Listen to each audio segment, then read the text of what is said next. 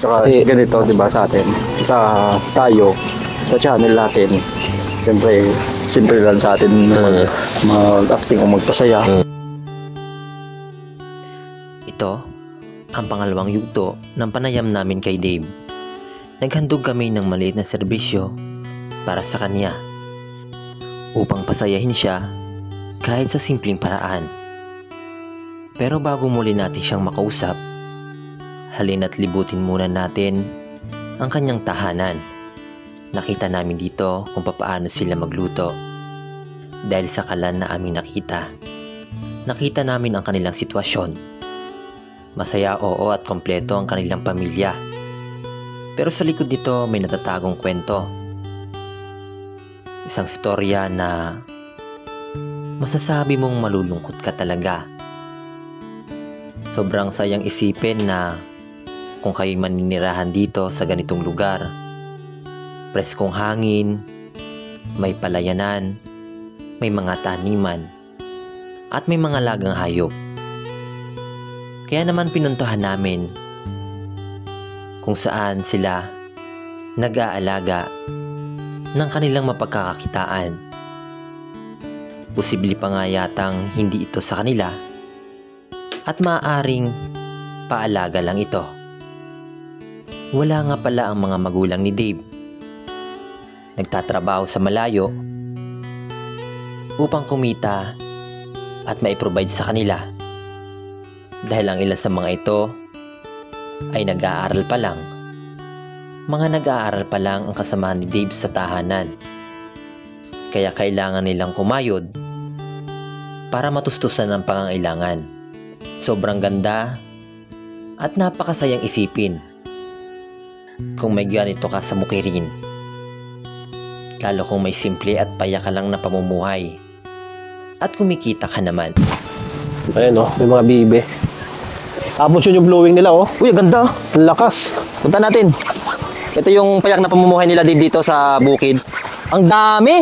Baboy Grabe Alam mo, mas masarap yung yung mas masarap yung ganyang luto kaysa sa manok. Oo nga. Iba yan doon, masarap talaga yan. Masarap talaga yan. Lalo pag sa adobo sa gata, no? Oo. Palambutin mo lang, Palambutin mo nga lang. Grabe yan, guys. Ang ganda dito. Imagine, palayan na no? Diba? Pagising mo sa umaga, magkakapi ka, tapos iinom ka lang, tapos dito ka liligo. Tapos unlimited tubig. Diba? Unlimited. Hindi mo kailangan magbayad ng ng tubig, Kasi yan, Punta natin. Ano ka lang. Yan, guys, Sabi, ang linis ng tubig nila dito, mga kabahags. Ayan, Grabe. Sobrang ganda. Mumunta siya ngayon mamaya. Ayan, guys, Grabe, ang ganda dito. Letter T. Pero sa tubig, Ano sa tubig sila dito. Tingnan nyo naman. Diba? Yan yung nagsusupply dito sa palayan. Ayan, yan ang nagsusupply dito. Ang dami kong alaala dito kapag pumupunta ako sa mga ganito. Diyan kami nagtatampisaw ng Diyan kami nagtatampisaw kapag nung araw. Kasi malinis. Oo. Tapos, malamig. Tama. Ayun guys, Yung kabila naman yung pupuntahan natin. Puntahan natin. Ang dami. Ayan. The best talaga to sa bukid kasi walang walang kapitbahay na magrereklamo sa'yo. Baho. Baho yung yung alaga nyo. May mga tanim ka mga gabi dyan. Ba? Ito guys ay hindi ito sa kanila. Patira lang sila dito. Kasi yung buhay nila, kung sakaling manawa, may papalit ulit na bago dito sa bahay. Kaya sila palipat-lipat na lang kung kaya wala silang permanent sa isang location. Ganun ang nangyayari. No? Nakakawa, no? Kami nga kahit paano, at least meron kaming na bahay-bahay. So dami nilang pabo. Pabo manok. Dami may baboy din dito. Galing. Yun yung binabantayan nila dito, guys. Kanila kaya yan o paalaga lang sa kanila? Paalaga lang daw, sabi ni Kuya, paalaga lang. May ganito kang sariling bukid, no? Tapos dito, Dol. Tingnan mo dito, Dol, May dito kamatis, Dol. Ayun, kamatis, Sipag talaga nila, no? May kamatis? Oo. Kamatisan? May baboy pa dun sa kabila, Grabe. Grabe. Ayun o, kamatis o. Pero pag ganitong condition, dapat ano na yun eh. Inaani na? Oo, ina-harvest na yan. Magkano ngayon ang kamatis? 80 ang kilo, mahigit. Tapos yan o. Dami dito o guys o. Ano yan? Hindi nila binibinta. No? Dami o. Ang dami. Nyo guys o. Na halos tumba-tumba na yung ano. Yung puno. Sobrang dami. Guys o. Grabe yung tanim nila dito. Sipag talaga. Galing. Dami talaga. Uy, mahal ang kilo ng ano, Oo. ng kamatis. Sarap yan sa ano, sa bagoong dol. Ay, oo, sarap talaga yan. Tapos yung ano, Wala kang ulam, tas Oo, bagoong lang. Bagoong lang. Tas may kamatis na may kunting sili. Panalo Sarap na, nun. sold na. May Pero baboy dati din. siguro dito nilagyan nila ng ano. Nilagyan nila ng upuan. Nung nagkaroon sila ng baboy, wala na. Tambayan na talaga ng baboy yun ngayon. Ang ganda ito dol, gawa mo ng montage, no? Mamaya. Panglagay natin sa ano, sa unahan ng video. Ano kami. Mamaya. Para mapakita natin sa mga viewers yung sobrang ganda ng pamumuhay nila dito. Kahit nahirapan sila at may mga, may naya sa pamilya ay ano, sobrang hirap dahil may dinadala sila. Pero balita ko, pasasayahin mo daw si ano eh, si Dave. Sasayawan mo daw si Dave eh. Hindi naawa nga ako sa sitwasyon ni Kuya Dave talaga. Parang unang kita ko kasi unang meet ko lang talaga kay Kuya Dave eh. Oo. Kaya parang naiyak na ako kanina, magsisimula pa tayo eh. Ang hirap kasi yan guys kasi hindi tayo dol. Ay, sige, Gabit. Mapaano ka dyan ah? Ay kulang na lang tali oh. O, tali na lang. O, dalawa na yung baboy dun, oh. Dito tayo dol, dito tayo dol. Tapos na kayo? Tapos tayo magupit? Di pa? Tapos na. Tapos na. Bago na sa Dave. Yun, ayos. Montage natin mamaya. Yung montage na lang daw mamaya, guys. Mahirap yung Ano ganun. itong ano ni Dave sa birthday ah. Malaki yan. Mahirap yung ganun sitwasyon dol, pre, no? No. Hindi mo Pwede mo kasi. Di ko siya kayang ano eh, pagpapasayin mo siya. So, gaira lang akong pagka malambot. Tsaka Kasi- ganito, di ba, sa atin, sa tayo, sa channel natin, siyempre, simple lang sa atin mag-acting o magpasaya. Pero alam mo yun, yung ganitong content, bago sa atin to eh. Mahirap. May makita tayong ganong sitwasyon. Kung tutuusin, talo pa tayo na Dave eh. Nakakangiti pa siya eh, kahit ganong Kaya sitwasyon. ang Grabe yun, tol. matindi ng Kuya Guard, ano? Hindi niya na alam yung hanggang kung kailan na lang, di ba? Oo. Kasi sa sitwasyon niya, malabo talaga umabot ng ganitong edad, di ba? Grabe. Kaya, permit lang dapat tayo magpasalamat kung meron tayo. Minsan nagreklamo ng ibang tao, pero kung titingnan mo siya, Pero hindi siya tama- nagreklamo. Pero tama yung sabi mo na kahit yung may kapansanan, nakapagsimba pa ng gano'n. Yung- Samantala yung malakas, sunod na yan pag gano'n na. Oo. Pag dumating na yung time na yung sitwasyon ay bumaliktad, gusto magsimba, kaso hindi na kaya kasi Kaya habang kanina doon, may interview, kung ginapalit ko bala ng ginapalit ko ng sitwasyon. lalo na pag may cellphone si Dave, no, Dave, no? Makita ni Dave ako yung mga kuya kong video, Dave, no? Kuya Guard, no? Nalipit pa ang balat na. Pero nakikita si David Saya. Oo. Paki-English nga siguro eh. Okay, Dave, ready ka na?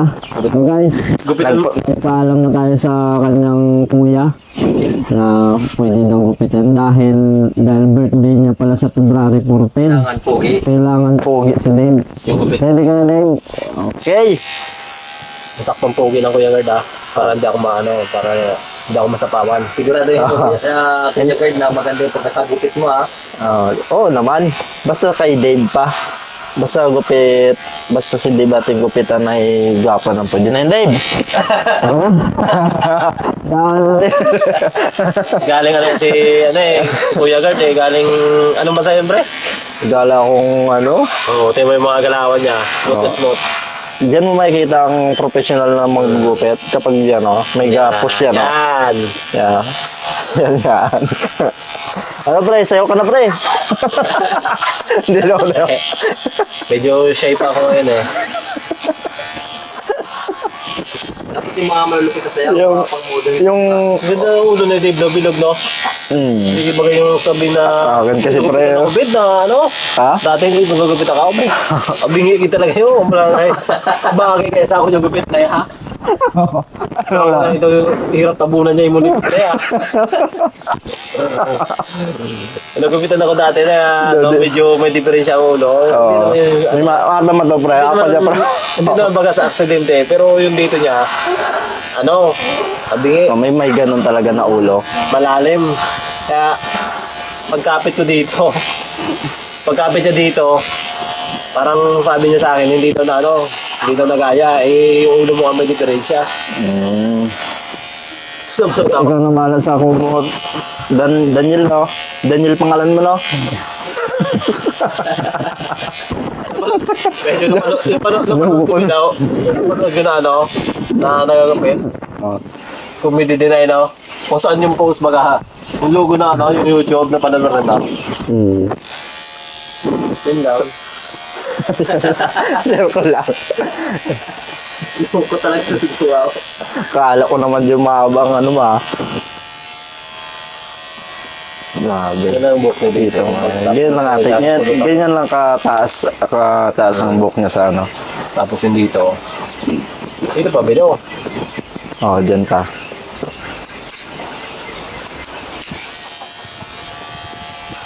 Ano, may dala kang ano, blade? Wala nang blade yan. Ganyan ang mga professional na mga gugupit. Hindi na kailangan na ng blade. Na-blade na. Mukhang...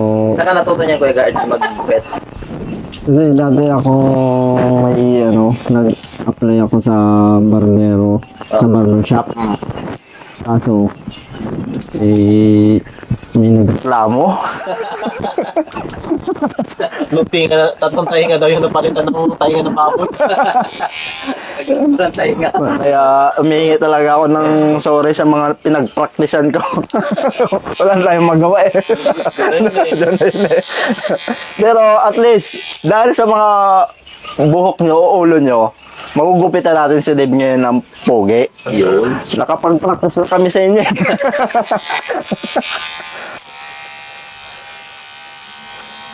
Anong ito pang Kuya Gard? Ano lang, si Calvo. Para- Lagi na tayo magkakasama. Bakit si Joe hindi niya magupitan? Oo, gupitan natin yun sa... Mapapagawa ko ngayon 2026. Yun, 2026 yun. 2025 pa lang ngayon ha. Okay, Dave. Tapos na Dave. Sige, ikaw mag-ano dyan, pre. Tapos na. Hindi na itong magandang gupitan, hindi magalaw. Boto ako umagupit eh. Kailangan may kukumelon ka unso. Pag watot kukumelon na, wala ito eh. Ito itong nama. Bunso. Lado. Okay, mabahay din na. Dito na ako. Pag suplado, mana-mana din daw yun. Delikado. Sa bagay. Kaya kami, pag nagkaanak kami ni Isay, ay, Pagkatiwala na. Pagkatiwala ko na kay Kuya Gard yung gupit.